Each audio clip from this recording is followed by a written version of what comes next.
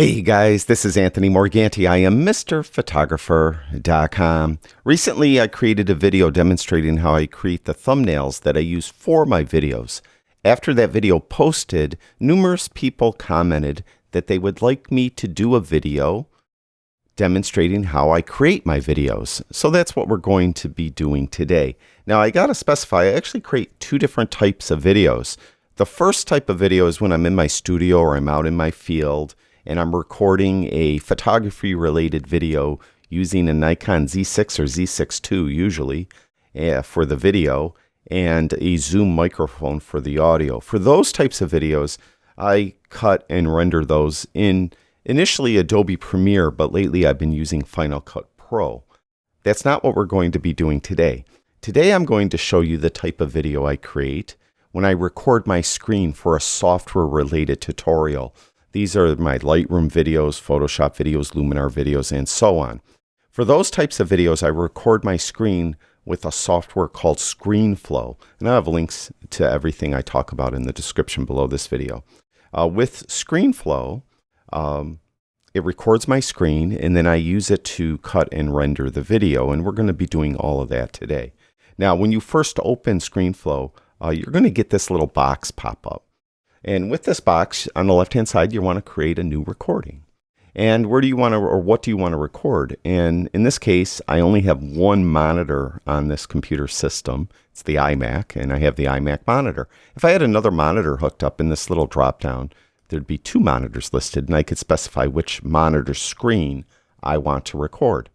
If I had an iPhone or an iPad plugged into my computer, I could record that screen simultaneously as well. But you can see I do not have one plugged in. Below that, do I want to include any camera I have plugged into my computer, the video that comes from that? In most instances, that would be the camera that's right in the computer, the FaceTime camera. That way my face would be in the video as well. I never include my face in my desktop videos, so I don't have that box checked. But if you want to include your face, you could do that as well. Now, where do you want to get the audio from? I use a Blue Yeti microphone. It's a USB mic, and it comes across as a USB advanced audio device on my system. So that's what I have active. In the drop-down, I could also record the audio, or instead of recording the audio from that, I could record the audio that comes from my iMac microphone. Of course, I don't want to do that. I want to use the Blue Yeti. Now, below that, record computer audio, so anything that comes out of my computer speakers would get recorded as well. I never have that checked. Now, today, I'm not going to have that checked. I'm going to show you how I cut and render a video, and in that video that I recorded already, that we're going to cut and render, it has audio in it. It's my voice from the video itself. If I check this box, you'll hear that audio as well, and I don't want to have it checked because I don't want you confused when I'm talking in the video that I previously recorded and when I'm talking in this video. You might get confused which Anthony to listen to. So I never check that box, and I'm not going to check it now.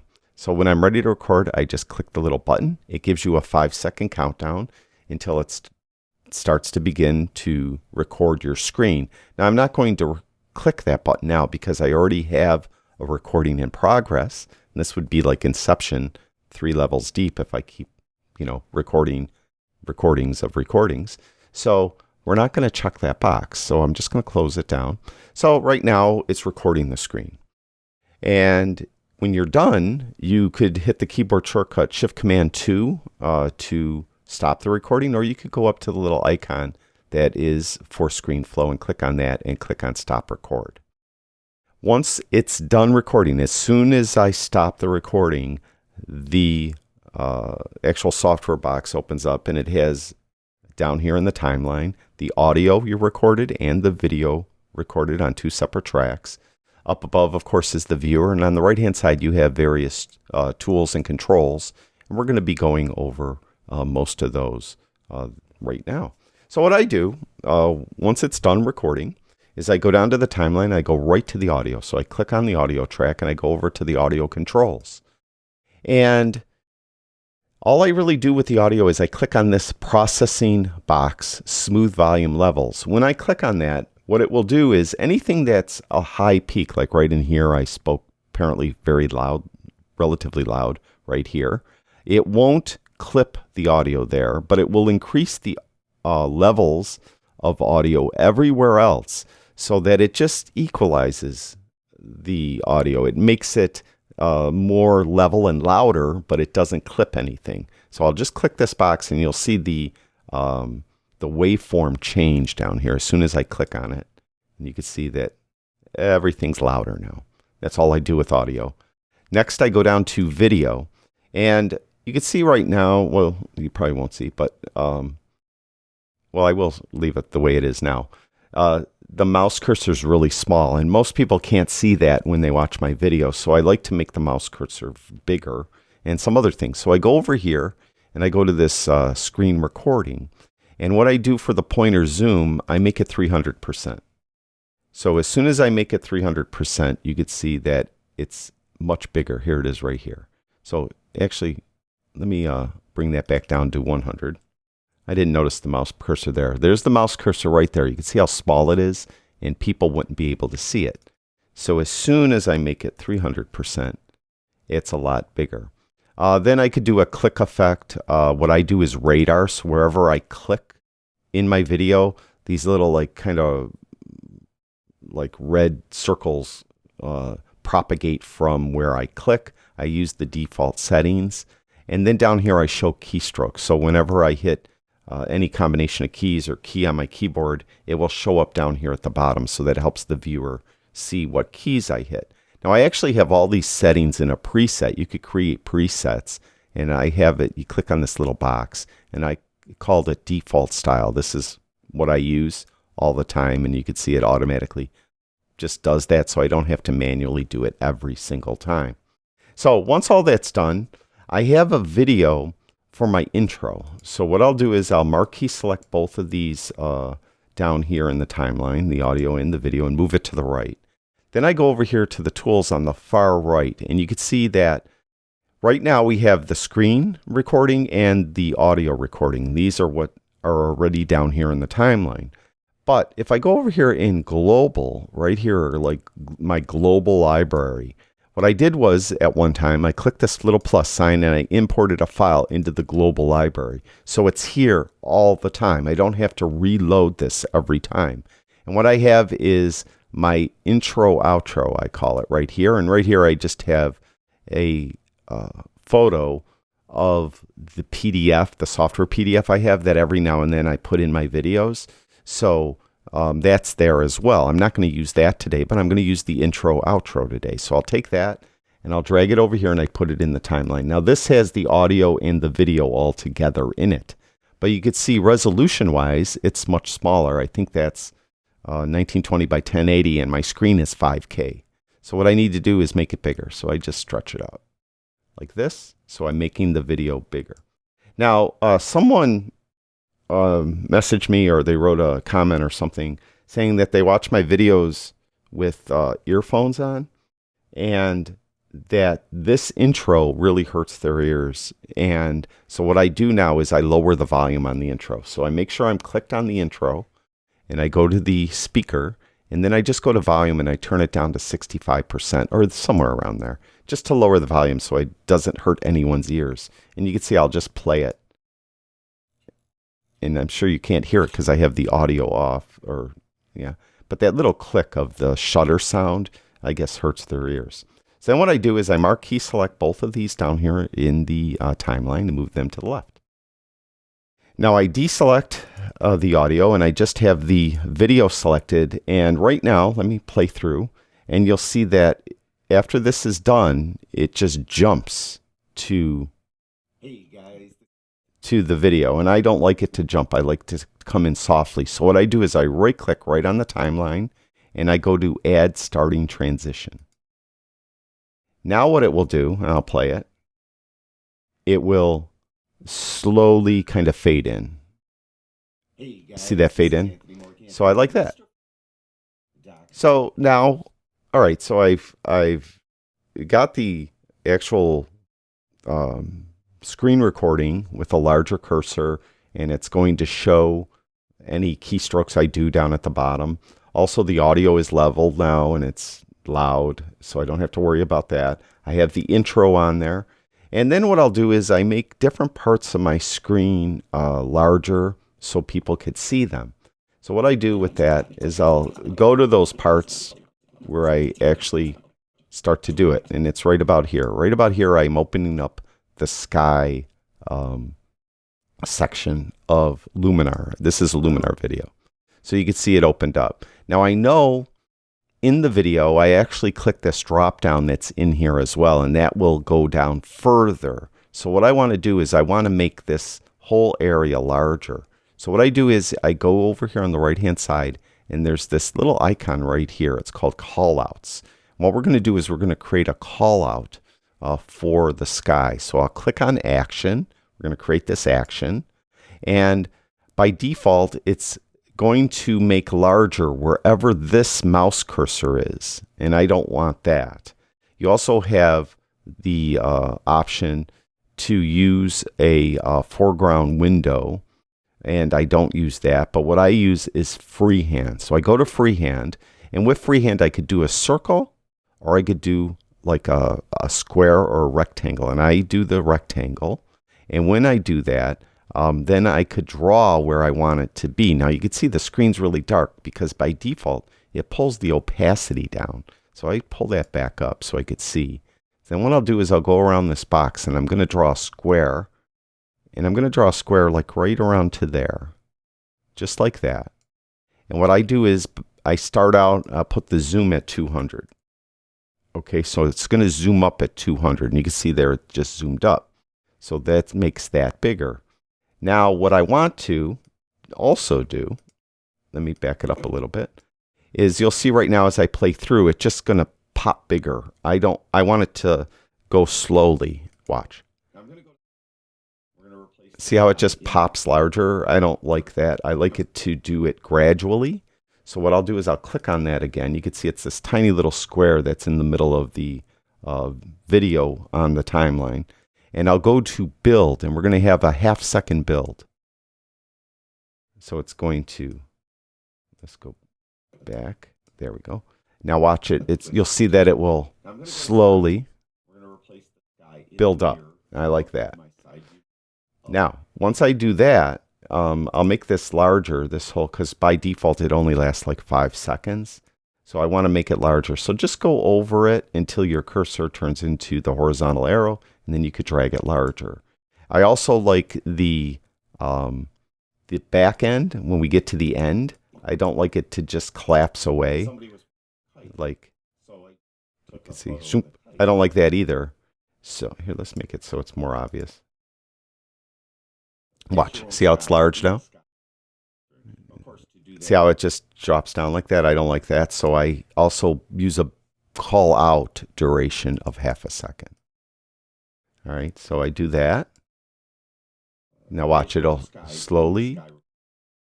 See how it does that much, I don't know, looks much more pleasing to me at least.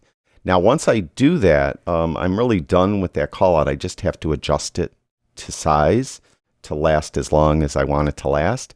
But I have all these settings actually in a preset. If I again created a preset just to save time, if I go there, I call it default zoom, and you create presets. You click on that little plus sign, and you could put all your settings in there first.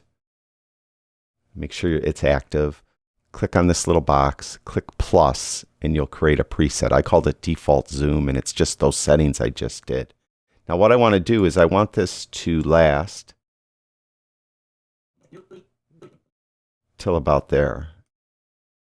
So I'll pull it down so you could see. Now I'll play it, even less than that. Because I'll show you. Bear with me 1 second. All right, right about there. Of course, to do that, it'll bring. All right, then once this box comes up, I make this box bigger. So I'll again do the same thing. I did the preset, and I kind of, here, let me do that over. I'm kind of in auto. I do this subconsciously because I've done it so much. So I want to put a box around this and make this larger. So what I do now is I go back to my video timeline. At that point, I want to make the box larger. I go to the callout tab. I go to action. We're going to add a new action. Since I have a preset, I'll go here to my default zoom preset. I'm going to use the square rectangle, and then I'm going to draw the square rectangle around this box. And because my preset is all set up with the build in and build out, when I click on it, you can see how it automatically. And I could resize that then to make it the way as large as I want.